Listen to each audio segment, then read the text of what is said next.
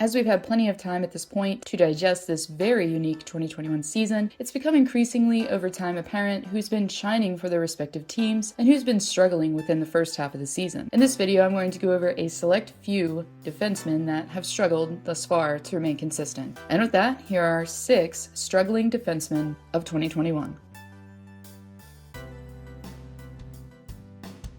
Coming into the league as a first overall pick of 2018, Rasmus Dahlin had cemented his reputation overseas as being a reliable two-way defenseman with immaculate skating abilities. Therefore, once the Sabres were able to select the Swede, Dahlin instantly made waves in Buffalo on the back end, while having 2 consecutive 40-point seasons for the club. His most impressive was last campaign of 2019-2020, where he notched 40 points in 59 games played. And yes, I know Buffalo as a whole is a train wreck. Therefore, I decided to give number 26 a little break by putting him at the bottom. But even still, when you have your own fans calling you out, there's probably a reason. Then you look at a guy like Rasmus Dahlin, and what is happening with Dahlin is scary.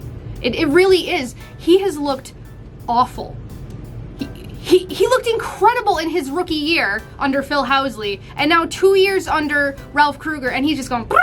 Therefore, knowing what Dahlin is capable of and putting it all into context, 1 goal in 23 games played doesn't match his potential. With 10 points currently on the season, hopefully the defenseman can turn it around eventually.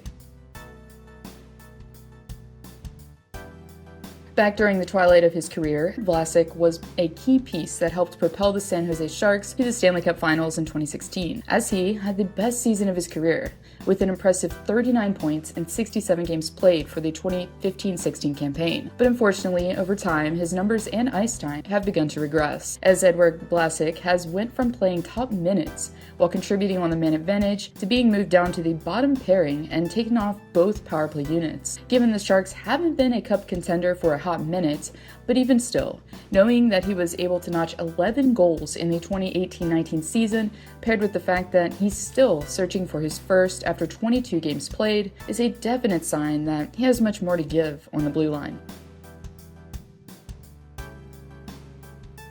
So I can remember having a few conversations prior to the 2021 season commencing with Edmonton fans, and the overall consensus seemed to be that Ethan Bear was the best on the blue line for the team. And really, if you look at his numbers for his first full season, he was pretty sensational. A Calder vote, over 100 block shots, and 21 points all stood out to me. The kid was playing top minutes on average with over 21 minutes of ice time. But unfortunately, the Oilers haven't seen the same Ethan Bear in 2021 so far. While he did miss some time due to injury, he's also missed time due to being a healthy scratch. Now, I'm no expert in analytics, but the Edmonton Journal published an interesting read highlighting that as of early March, Bear has made on average the most mistakes on grade A chances out of all Edmonton defensemen, with a 1.87 mistake rate on average. Currently on the bottom pairing for the Oil, hopefully for the team and for Bear, he'll find his game sooner rather than later.